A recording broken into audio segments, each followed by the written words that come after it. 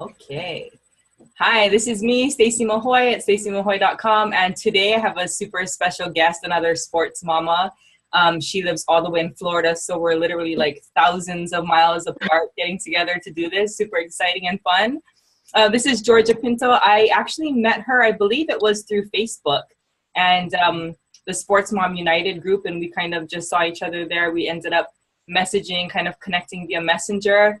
I found out that she's also a teacher, has some sports kids, so I'll let her introduce herself as far as like, I was a softball mom, now a wrestling mom, and my son just started football. So why don't you just tell us a little bit about yourself and your sports mom life? Okay, thank you so much for having me, Stacy. Hmm. As Stacy said, my name is Georgia Pinto. I'm here in Naples, Florida. Just turned 43 on the 19th of February. I am in the middle of my 18th year of teaching elementary. I teach 5th grade this year. I've taught 1st through 4th. I have 2 wonderful boys. They are 9 and 12, and we're a huge soccer family. And I've been married to my love for almost 14 years. It'll be 14 years in June. And we're a huge beach family. In addition to being a big soccer family, we love board games and just spending time together. So I'm happy to be on. Thank you. Awesome. No worries. Yeah. I've actually gotten to visit Florida a couple times. Hopefully we get to go back and visit Disney World. But where in Florida are you? Are you near Orlando at all, or kind of away from there? Yeah, we're about 3 hours southwest of Orlando. So if you heard of like Key West, and if you think back to Irma, how Irma went up and like hit Key West and then went toward Marco Island, and the eye passed over Naples where I live. And so we're just a little bit south of Fort Myers, Florida. Okay, So we're between but we're about 3 hours from Disney. Cool. So one of the reasons I was interested in bringing you on, we became Facebook friends, and so I see your posts in my timeline, and I see a lot of positivity, which I love, having my timeline filled with positivity and encouragement. And so that really struck me and it stands out to me. And one post in particular recently you did about teaching and about how you don't just teach for the purpose of memorizing the content. Or can you hear me? Hi, can you hear me okay? No? Hold on. What's that?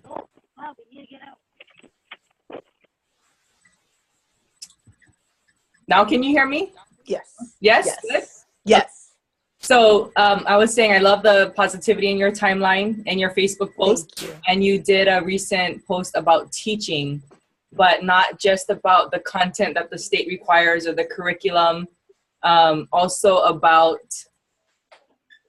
promoting confidence and kindness and self-esteem, teamwork, communication. And you talk a lot about even the growth mindset and helping kids go from I can't do this to I can't do this yet, and just kind of making that small adjustment. So why don't you tell us a little bit about have you always been focused that way in teaching, or is that something that you're more into now than you used to be when you first started?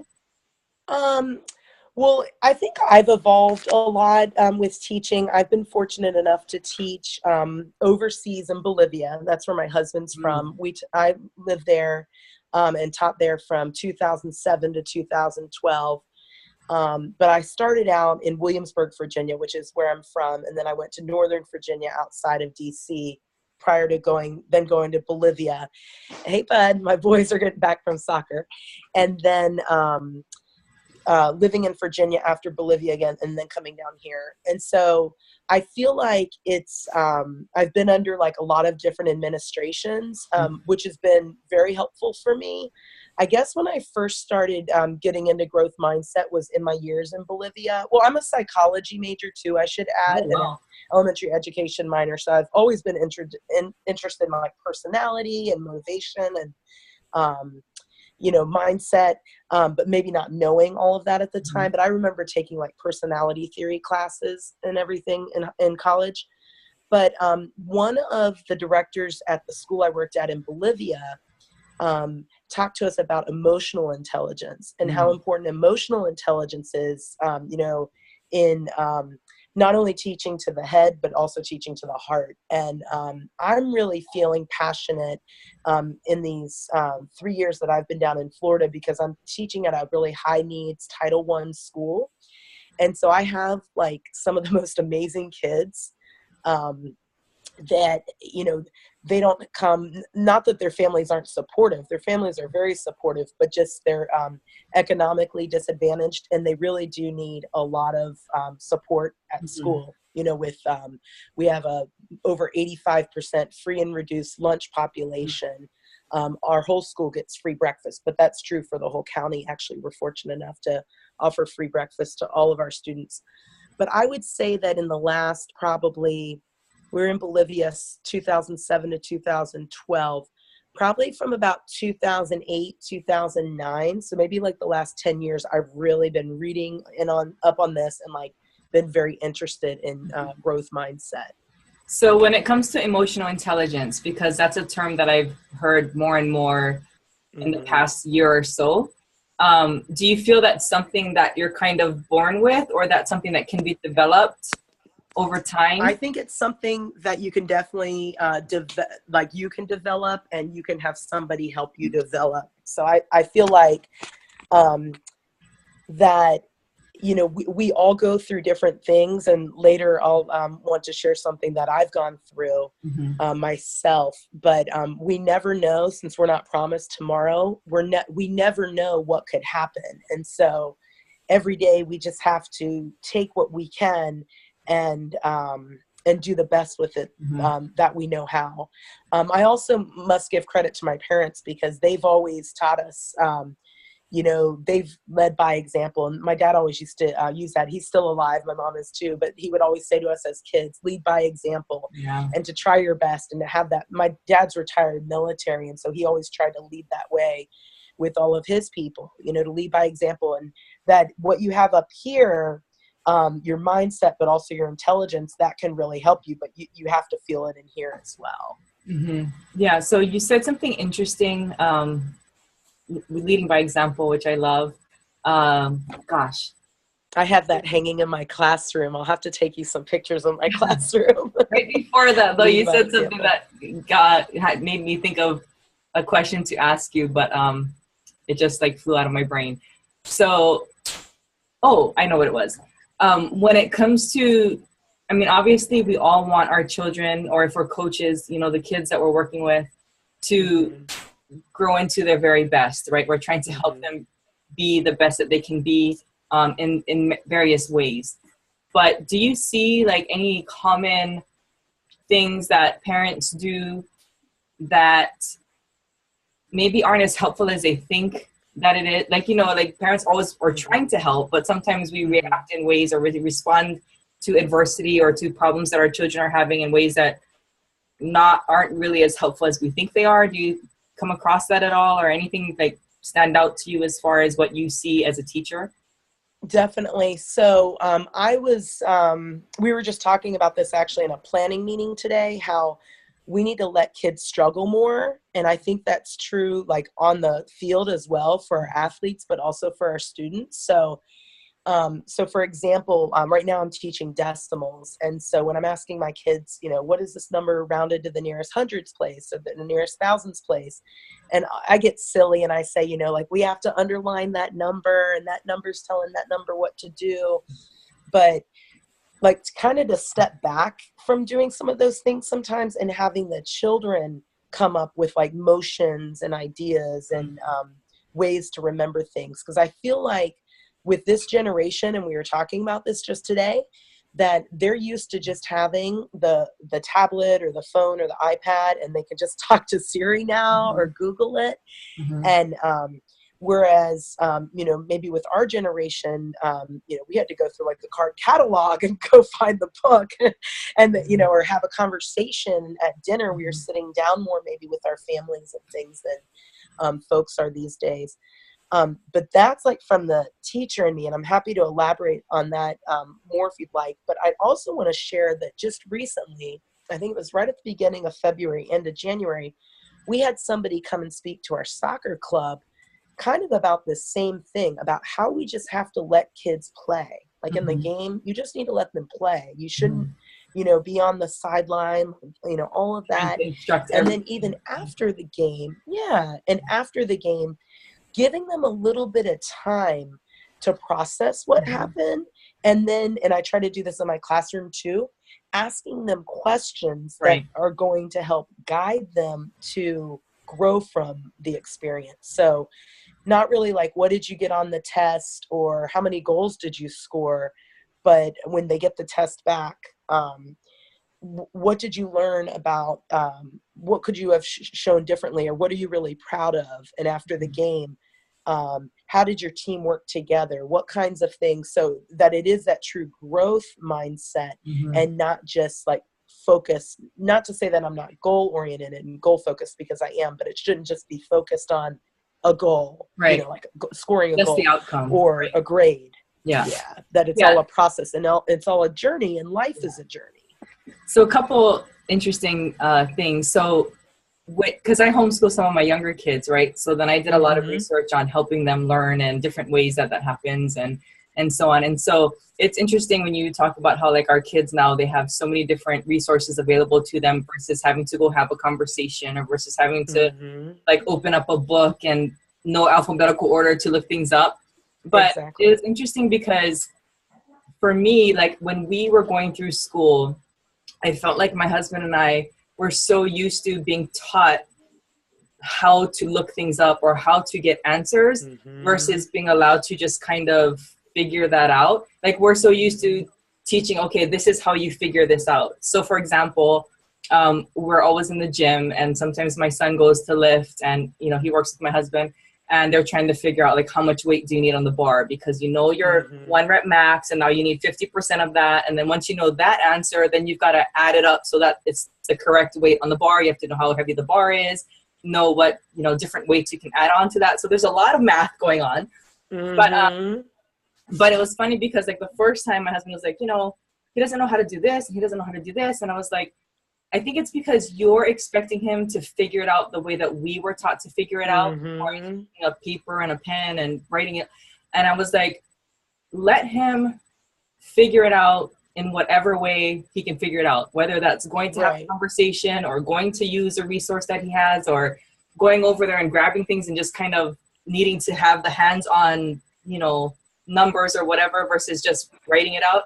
So I told him, I kind of want him to not just feel like there's only one way to figure it out. And I want him to be willing to look at all these different ways that something can be figured out. And for him to kind of get used to what's most comfortable for him, whether that's going and asking someone, or whether that's, using a tool to kind of dig into by himself, or whether he needs like manipulatives or like hands-on, so kind of like allowing him to learn himself, and not narrowing it down to like, you have to learn it this way because always how we were taught, you know what I'm saying?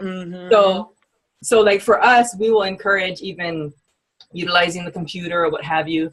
And we just don't know like what other tools are going to be available 5-10 years down the road that our kids are going to have access to. So I just kind of want a habit of just being open to so many different possibilities versus thinking that there's only one way to figure things out.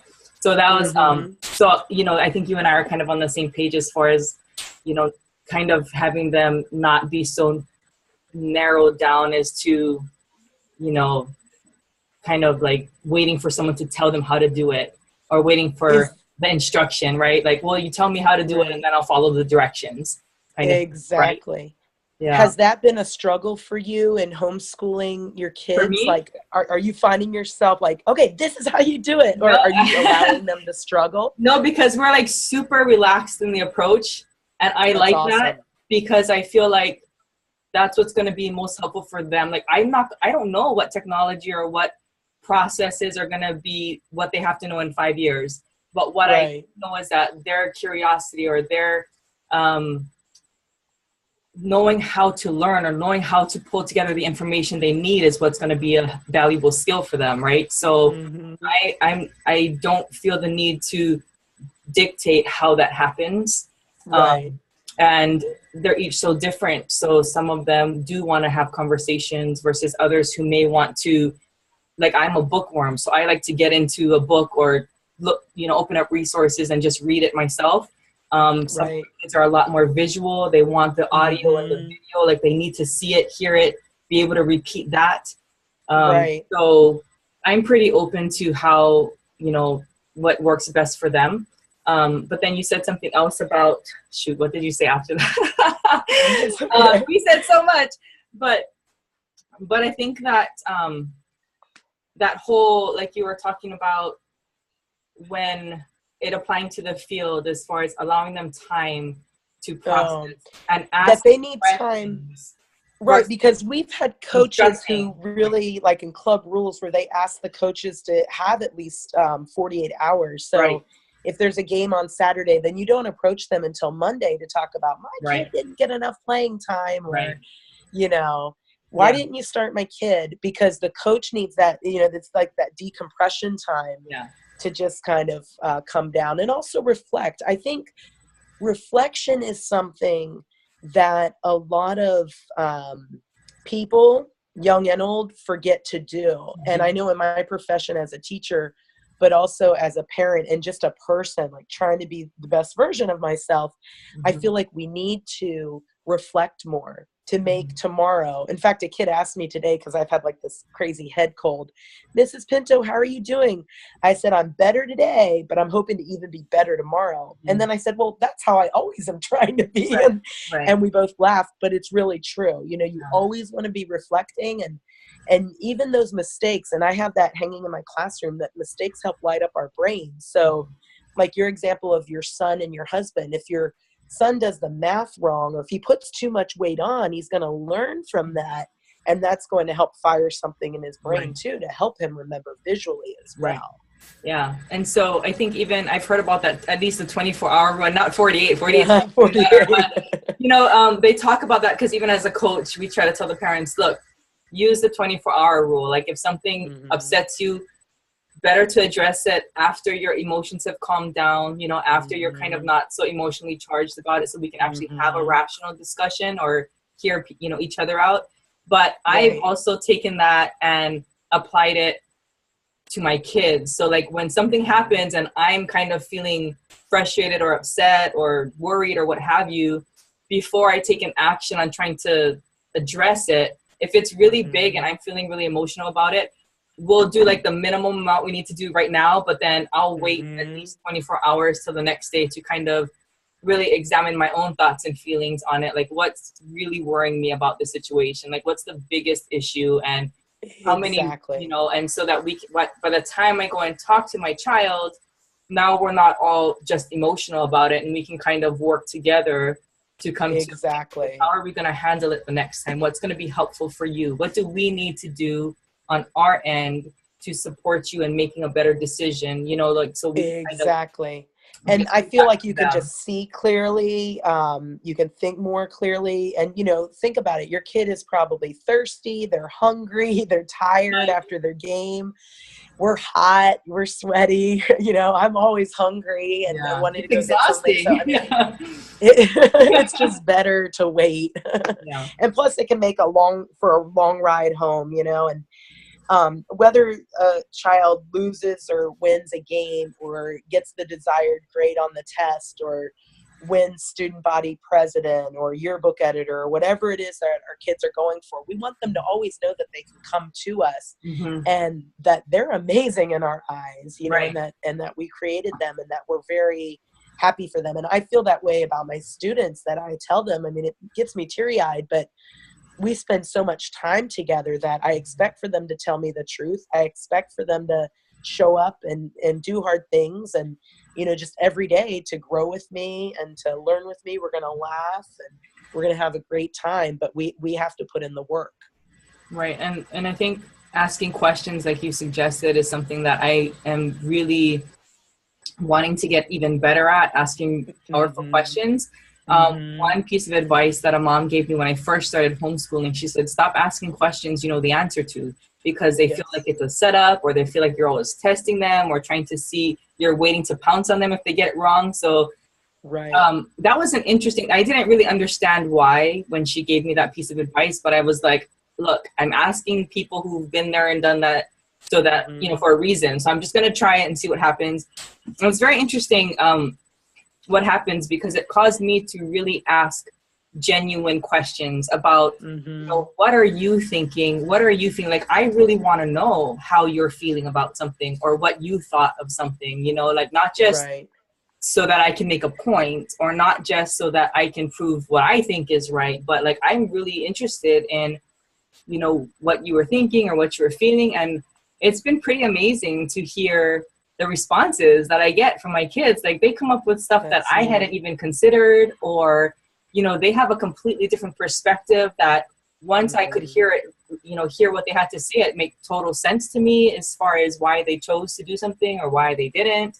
So it's been a really interesting experience, and it's really fun to get to know them that well, and get to hear what's really on their heart and mind. And I'm finding recently that I'm a lot less concerned with just the outcome, like, why aren't you putting forth this effort, or you should be doing better than that. And I'm really a lot more concerned with, like, what's going on with you that you're not up to where you normally, like, what we're used to seeing, like, what's on your mind, or is there something that's bothering you and you're not feeling well? It could be tap into that.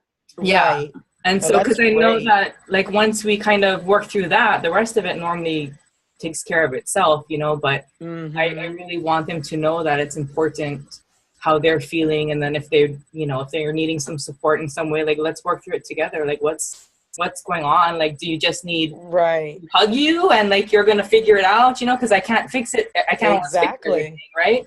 Exactly. So, but, like, I wish I could sometimes, right? But then that's the part of the really, struggle. Like, we want to be fixers and doers, but we have to let them know. It's so hard. Because when they're little, it's like I just carry them and they're like all good, right? They stop crying. Exactly. We get them from point A to point B. And when I was an athlete, like, if it was me going through something hard, like, I know I'm going to be okay down the road. Like, it's going to pass. But, like, with my kids, it's like, man, I hope you know that it's going to work out in some way. Like, you're going to get better. You're going to learn. But, like, I don't know that. I can't force that upon them to have that mindset. And so I worry that, like, I can't know that. That's really hard for me. And I actually wrote a blog post about how, like, sometimes we want to get in there and tell them what to do and make them follow our path that we have all laid out, these steps for them. And my kids they just don't do that. Like, they don't follow one plan from A to B, they have their own path. And that took a while for me to get used to, but I've realized. And I think we have to respect sometimes that path from A to B, it can be zigzagged for some, it can be straight, Yeah. And I think, just this morning I was saying, please remember to hang up your towel after your shower, like, so that you can go to school and take your test, it's just, but I think, like you were saying, sometimes it's a zigzag path, and they talk about how there's no elevator to success. You have to take the stairs. Exactly. And I realize that sometimes we're trying to shove them into the elevator so they can get there because we know exactly. But it's so valuable to just honor their process and honor their path and their timing and their personality or whatever. Exactly. Their quirkiness. Because it's probably exactly what they need in order to get to where they're going. So celebrate that individuality. It's always fun at the end of the year. I do awards in my class, and it's fun because they're not awards that I make up. They're awards that, like, we all get to go in on, like, sometimes I'll have, like, a funny, like, name or adjective for it, but it might be like not like class clown, but there'll be, like, another way to explain it. And it's always funny because I have in my mind kind of who the kids are going to vote for. And then, but we try to stray from, like, something like most popular. I remember that was something during high school, and just to really celebrate. So it might be most eloquent, but that's, like, the person who likes to talk a lot, not necessarily who, but just to really celebrate things and, like, the funniest and different things. But it really is great. I wanted to say one thing, Stacey, about what you were saying about how you're spending that time with your kids. With my students, it's hard because I just got a new one on Monday. There are 23 of them. Yeah. But I know you have a large family, and I'm one of 4 kids, and then I have my 2 kids. But I know growing up, I always felt like my parents were able to give us individualized time. I love what you're doing with your kids. And I'm trying to do more of that with mine, asking those questions, because I feel like then they really feel like their time with us is valued. And I feel like those I statements that they can say when you're saying, you know, how did that make you feel? And they say, I this and I that. That's really powerful, because through the power of speaking something, it's like the power of writing something down, that really helps with the process. You know, sometimes when you're talking, you all of a sudden you have this revelation. Yeah, That's absolutely. why maybe why I'm feeling the way I am. I know I feel that way sometimes when I'm writing, and when I look back in my journal, I'm like, oh, I've been writing about this a few times. You know, there's a Yeah. reason. So, one question, since I recently changed the podcast name that I do to Eating Curveballs for Breakfast, Yes. one thing that I want to ask just about anybody that comes on the show is, what's the biggest curveball you've been thrown in life, or what's a recent one that's been significant for you that you'd like to share? So the biggest one that I've probably ever been thrown, and I want to say I hope that this is it, is on Thanksgiving of 2016. The morning of, I woke up and my left foot was numb. It was like a sleep. It was like tingling. But I had this feeling that when I got out of bed, I wasn't going to be able to put weight on it. So much like when your foot is asleep, or Right. your arm is like dangling off the bed when you wake up in the morning, and you know. And so it was Thanksgiving, and I had to watch the Macy's Day Parade, but I also had like terrible shooting pain in my legs and back pain and stuff. But I just went throughout Thanksgiving holiday and the weekend with this pain. Well, on Sunday of that weekend, my husband had been asking me if I wanted to, but finally we went to the hospital, to the ER, and they saw me, but then they dismissed me with foot pain. And I said, well, I need a muscle relaxer and some pain relief because this is horrible. And I backtrack in 2013, I had already had one back surgery. So I thought this would be related to the back, and that they would, you know, maybe, I mean, I had that in Virginia, but that they would put two and two together. So we got home by like midnight. And then the very next morning at like 5:30 in the morning, so it'd only been like 5.5 hours, I got up out of bed and like hobbled, because at this time I couldn't walk on either feet. My right foot was numb. I sat down on the potty, not TMI, but to go to the bathroom, and I couldn't even like feel myself go to the bathroom. And so the pain had moved north. And at that time, my husband rushed me to the emergency room. I still had the band on my Oh, wow. wrist. And they said, oh, you were just here. And I said, yeah, maybe the same doctor will be here. But she wasn't. And I immediately started crying when the nurse came in to see me, and they, you know, hooked me up to morphine, and they said, you're going to have an emergency MRI, because this isn't good. If you, like, at the time they didn't tell me this, but after the MRI, they said, this isn't good. If you don't have surgery within 48 hours, you could lose control of your bowels and your urine. And I thought, well, Wow. okay, well, let's go for surgery. So I called my husband, because he had just, you know, like left me at the hospital to get the boys off to school and stuff. And he was going to come back. But I'm like, you need to come back. They're talking about surgery. And I was like, so when would the surgery be? And they said, today. And so the surgery was the same day. It was like 2:30 in the afternoon. And the good news is that I try to walk about, I did this afternoon too. I still have my walking gear on, my headband and my t-shirt, but I try to walk 10,000 steps per day. Wow. I have what's called drop foot in my left foot. So my, I don't wear a brace anymore, but like my foot wants to go down. It doesn't automatically, you know, like with my brain, it just doesn't react the way my right foot does. So I have what's called foot drop in my left foot, but I have to be, you know, super careful, because I can roll my ankle easily, especially because I'm just stubborn and I don't wear my brace because it's so hot in Florida, and the brace chafes the back of my leg or my pants if I have pants on.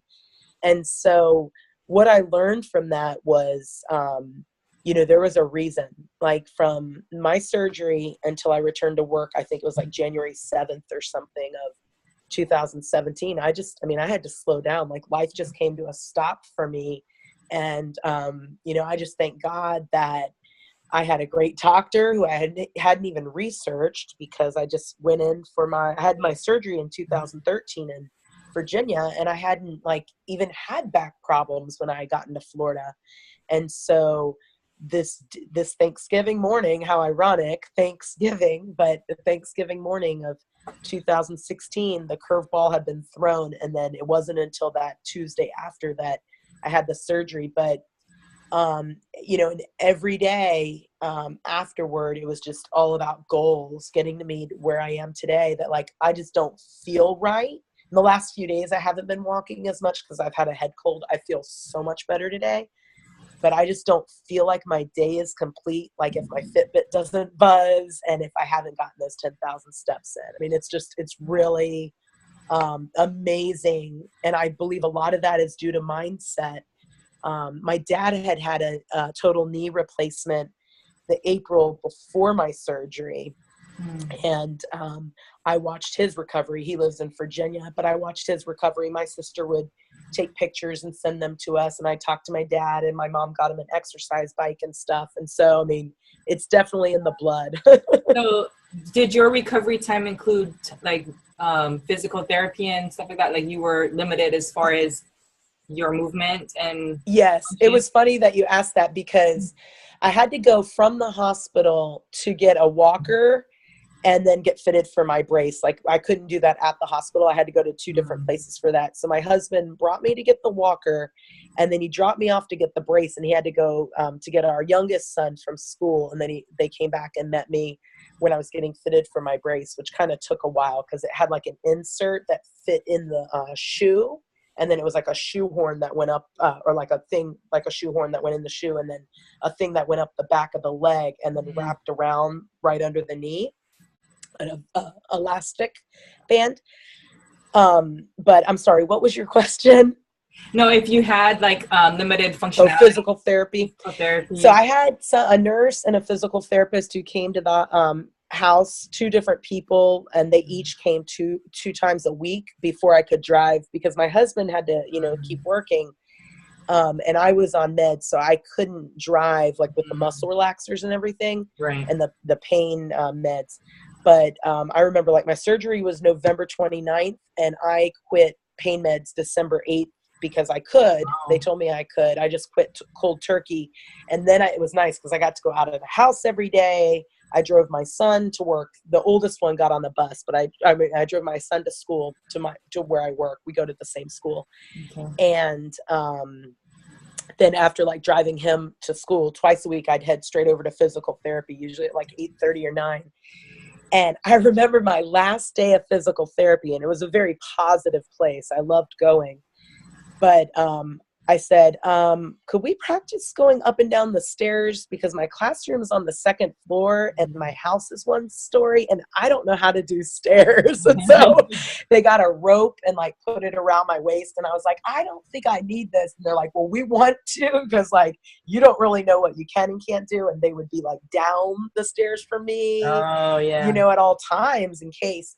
But, I'll tell you, we have an elevator at my school, and I was using that like once in the morning to get up to my classroom by myself. And then at the end of the day, usually, but like when I'd bring my kids downstairs for lunch, I'd use it. And then if I'd go back up to my classroom during lunch, I'd use the elevator, but I would use the stairs. And like, I had a kid in my class last year who'd every day, kid you not, he'd say, "You're doing better, Mrs. Pinto. You're doing better." So it was like I was getting it from him and them, and I had it here too. Yeah. So what was the most difficult part of that, and what do you feel like is the best thing that came from it? I think the most difficult part was being home alone. You know, I had the like Facebook and the phone and, you know, everything, but it was just hard because I'm an extreme extrovert to like just be in my bed and like you're around a number of people every day. Yes, normally, kids, right? staff members.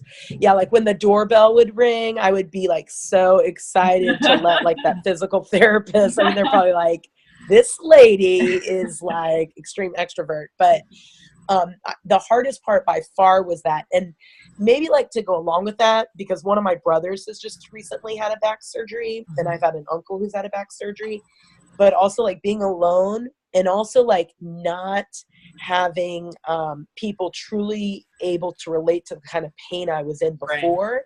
And then I didn't know anybody who had really what I have now. Now I've joined a couple Facebook groups for people who've either have back surgery or who just have foot drop, because you could have foot drop and not have to have back surgery. Some people, you know, are just living with it. I had the back surgery. It relieved my right foot drop, and it relieved a lot of pain in my back and my legs. But my doctor had said, actually, a year ago tomorrow, I'd gone on March 1st to see him, and my youngest went with me. He said, is my mommy ever going to be able to run again? And I wasn't like a big runner, but you know, I played high school sports and I would jog every now and then.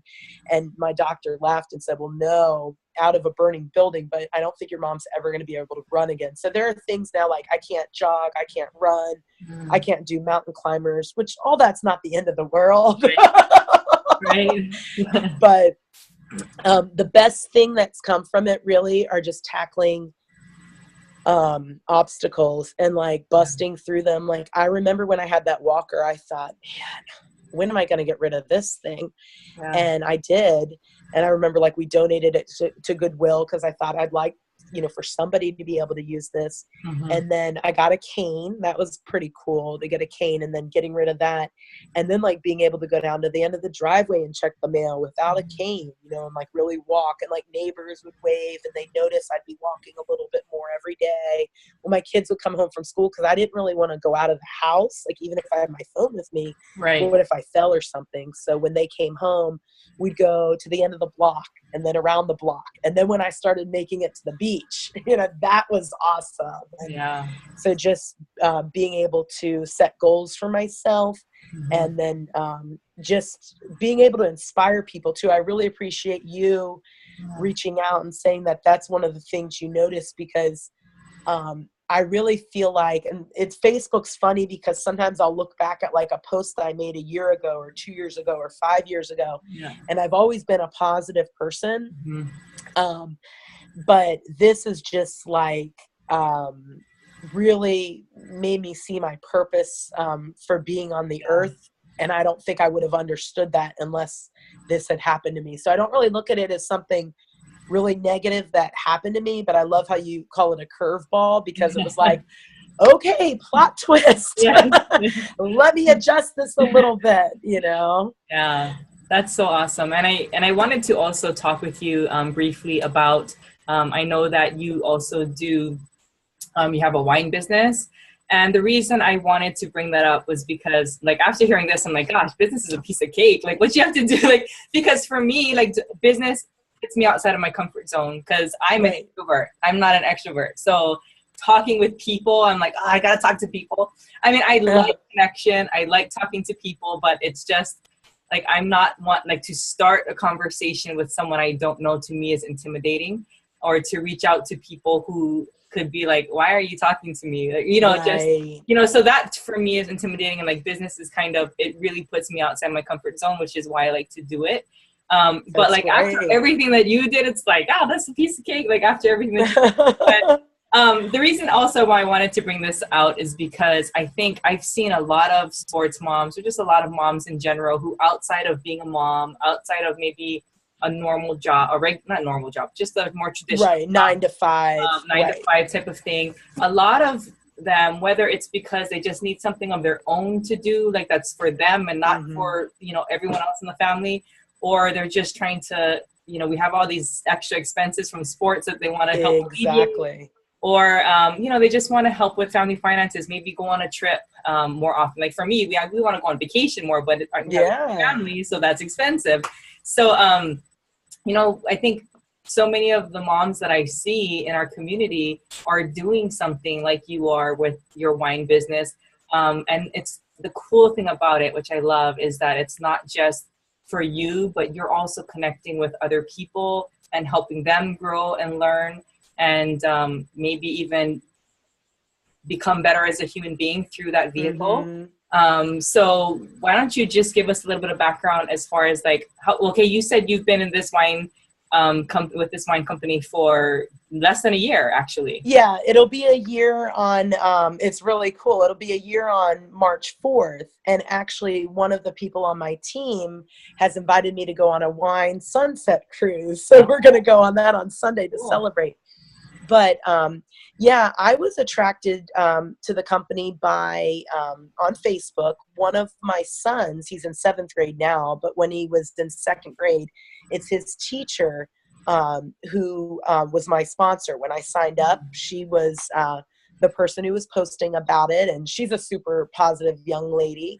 So she lives in, it's funny, she lived in Florida at the time when I signed up last year, but now she's in Virginia. We're both from the same town in Virginia. So we both moved away from Virginia to Florida, but she was on the other coast of Florida, and now she's back in Virginia.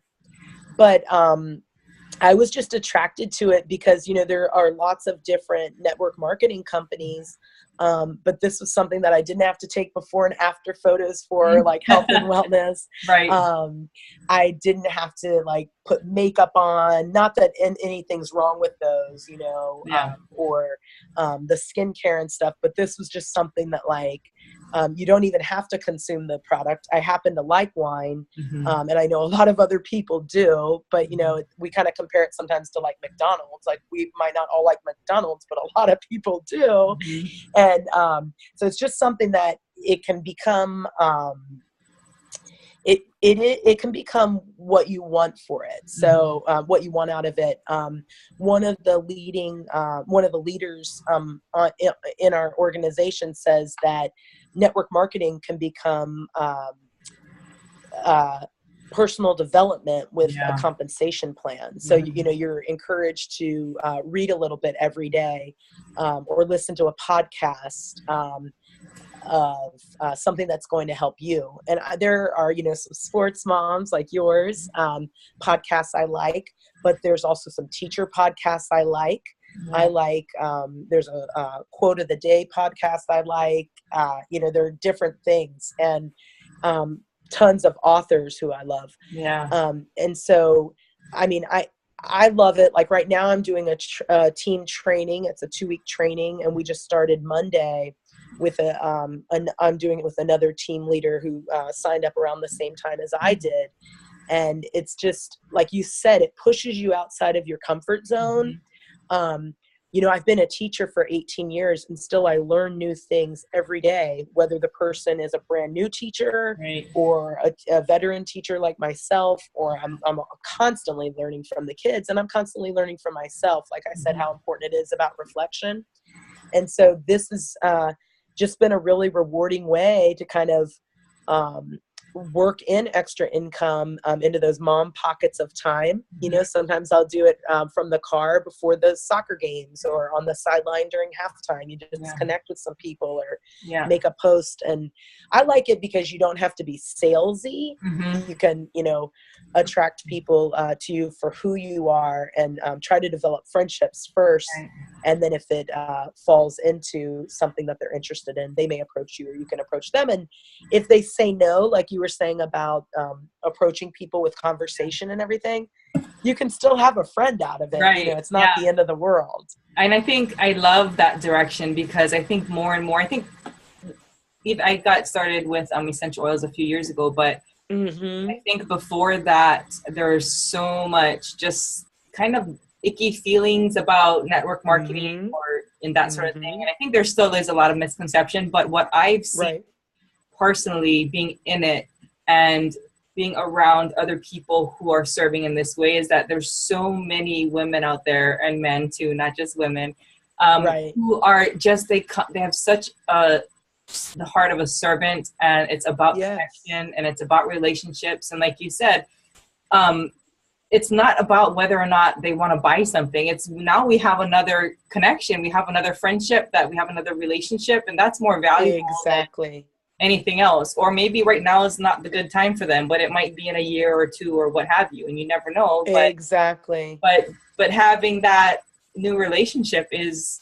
so awesome. And I think for me as an introvert, that's what I love about it, is it forces me to make more Yeah. and it gives me a reason to reconnect with people that I used to talk to, but maybe haven't for a while. And somebody will reach out and be like, hey, I saw you post about this. Can you tell me? And so like, we just rekindle so many relationships as well. And so I think it's a blessing for me and for you. And I just love that so many people, regardless of what company they work for or what they're involved with, are doing it just like how you said, where it's like we're wanting to connect with other people and bring value to them or enhance, you know, their life in some way. And whether they do or they don't become part of the team is kind of, you know, that's not the main, you know, thing, the reason. Right. It's like if you don't become part of my network marketing organization, and I'm not your friend.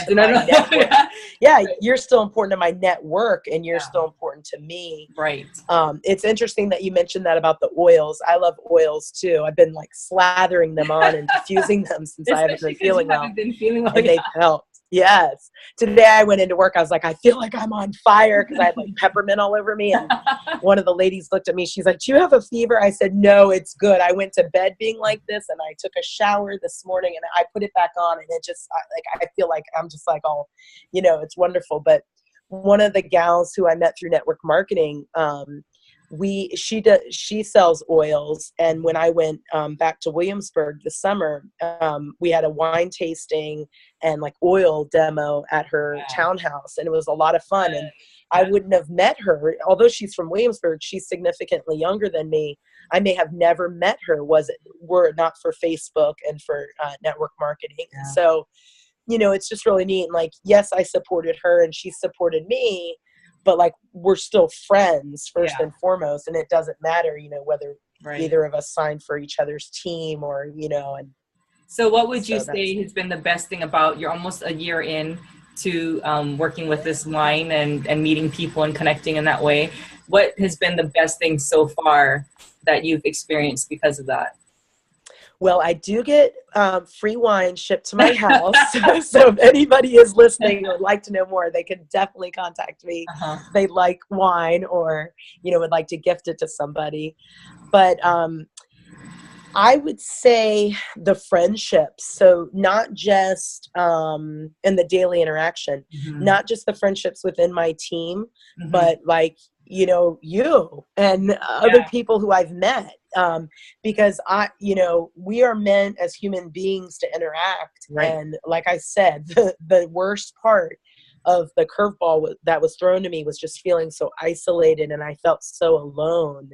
And yes, I had a lot of time to pray and to think and to try to like set goals and stuff, but it was just it was very hard then and isolating. And I oftentimes think if I had found network marketing, but I before, you know, or when I was in that recovery time, but I really think that God had placed that curveball at a certain time. And I believe that all things happen for a reason, and with a certain timing. And there are those lessons that are meant to be taught at a certain time in our lives. And so I'd say for the wonderful humans that I've met, and for the person I'm becoming, I'm a much different person than I was a year ago. And I can't imagine the kind of person that I'll be a year from now. Yeah, I agree 100%. And it's just so funny because I often find myself saying similar things like, well, if I just had known this, you know, 5 years ago, I wish I had.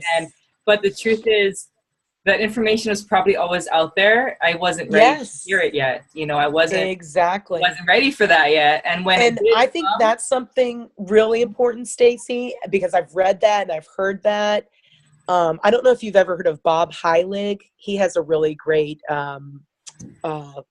It's called Your Virtual Upline by Bob Heilig, Heilig.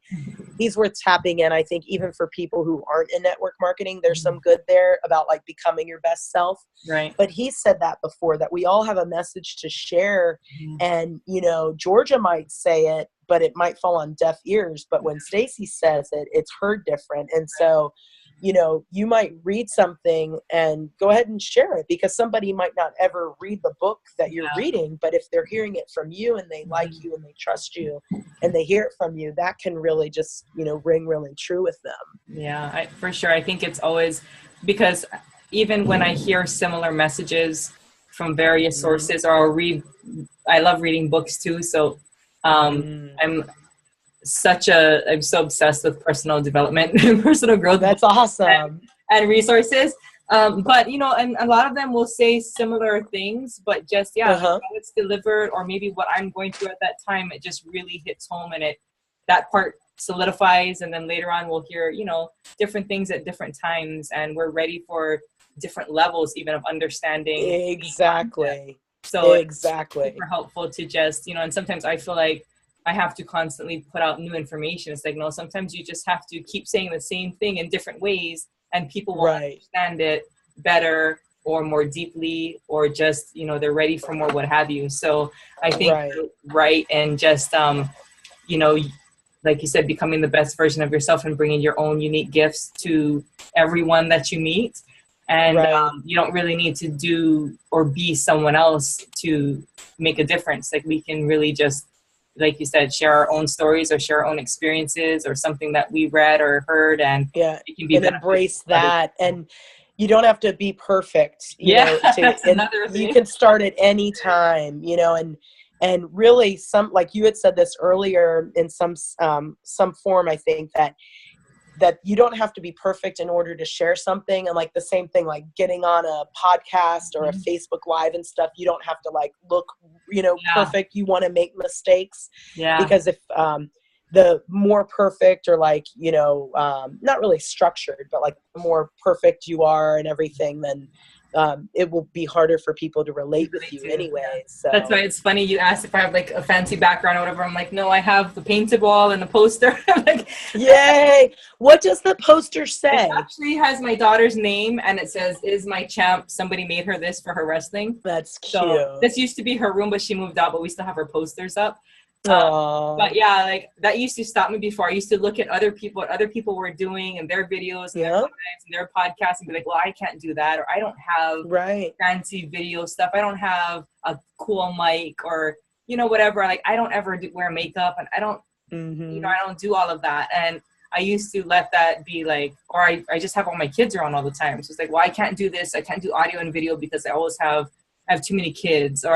And then I just saw people, like other moms, just showing up on Facebook, like just as they are, right, with their kids in the background, climbing on their lap or whatever. And I appreciated them so much for showing up and delivering their message.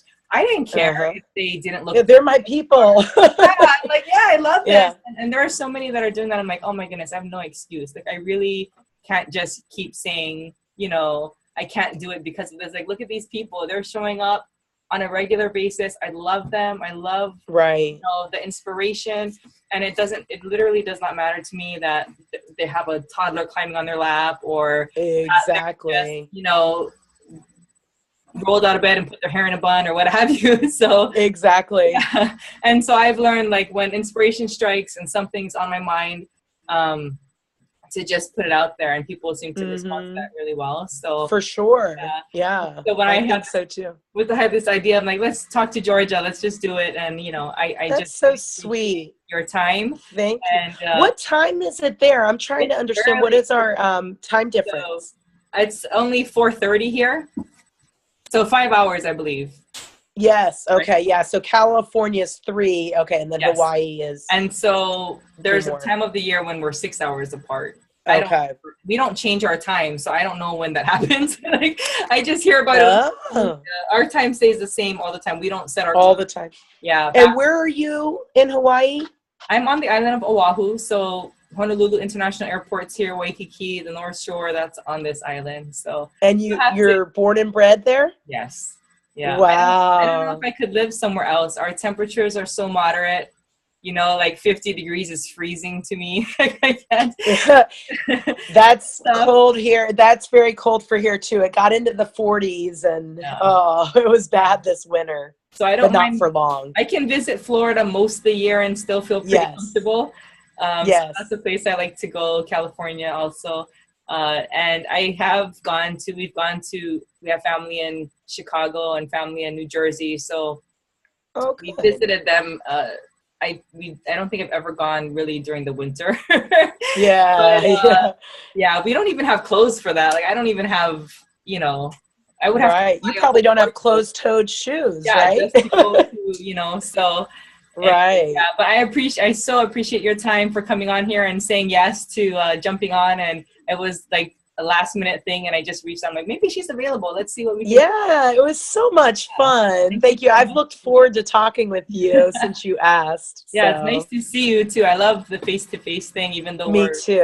thousands of miles apart. So it's amazing. Technology is cool. I know a lot of people are scared of it or they're worried about it, but there's so many positive things that can happen. I agree. Not being more comfortable, actually I'm more comfortable like doing this than I am like in a room with people I don't know. So it's been really cool for me to have various ways to connect with other people that are easier for me, and I met so many people that I would not have otherwise met. And that's awesome. When did you first start your podcast? That's really great. Like a few weeks ago. Wow. I had one years ago that was just about softball. And then I sold my original website, and all the different things I did with it went to someone else, so I wasn't okay. Anymore. And at that time, doing a podcast there were so many steps, and it was so complicated, and you needed all this stuff. And now I literally found a way to just do it right from my phone. I do everything on my phone because I'm hardly. Oh wow! So you don't have like a mic and. Nope, I'm hardly ever at home on a desktop. Only when I do these calls. So once I heard about like that, you can actually somebody was like, you can do it right from your phone. There's no excuse to not do it. And I'm actually a lot better. I feel like I'm a lot better on audio than I am in video. So like doing videos takes me a long time to actually get up the courage to do it. And audio is a lot easier for me. So I figured like this is something I can do more frequently. I can reach people in different ways. And for me as a sports mom, I'm always driving, and it's so easy to listen while I'm driving. Good point. Having to read or having to watch a video. So I know for me, it's a good way to consume or just listen and get inspired and so on. So I figured other people would probably feel the same way. And there you go. I'm so glad you're doing it. I've been having so much fun with it too. Like I started it and I was worried about, am I going to have enough things to talk about? And should I just go or whatever? And then I found some other people who I love their podcast, and it's short and sweet. And I'm like, oh, I can do that. Like, good. In my brain that had to be like this certain format or this certain length. And it's just amazing. Like when you just throw all those excuses out and you just do it the way that you can do it, and learn and grow from there. It's been fun. Yeah. That's right. That's a really important lesson, it's just no excuses and just go for it, And like you were saying earlier, like whatever you can do today, just do that. And just do that. That's been a really important concept, because sometimes I would get overwhelmed by, but the vision that I have in my head of what I want it to end up like, I can't do it today. And so I would not even, but like, if I just take that concept of like, well, whatever I can do today, just do that. And then doing that, eventually we can get to, that bigger picture at some point. But that idea of just doing what is possible today, whatever I can do today, and not really worrying about not being everything, all the bells and whistles. It just allows you to make progress so much faster and just, start going for it. So it's fun. Exactly. I think a lot of people, even athletes, like that applies to them too. Like just do what you can today. Don't worry that you're not, the home run hitter yet or whatever it is. Exactly. And just do what you can every single day, and you'll make progress a lot faster than letting the I'm not there yet part stop you. So and yet is such an important word. We talk about that a lot in my class. Right. Yet. So I just wanted to thank you again for your time. We went a little bit longer than I told you, but you were sharing so many really cool things. I enjoyed it. Thank you for having me, Stacy. You're welcome. And take care. Keep up the good work. I'll see you around on Facebook for sure. Now, if people wanted to get in touch with you, what's the best way for them to do that? I'm not really that big on Instagram, but they're welcome to friend request me or follow me on Facebook at Georgia. And then my maiden name is Yago, Yaugo, Pinto, Pinto. Okay. And I would love that. I love new friends. Yeah. All right. Thank you so much. I appreciate it again. And we'll stay in touch for sure. Yay. Thank you.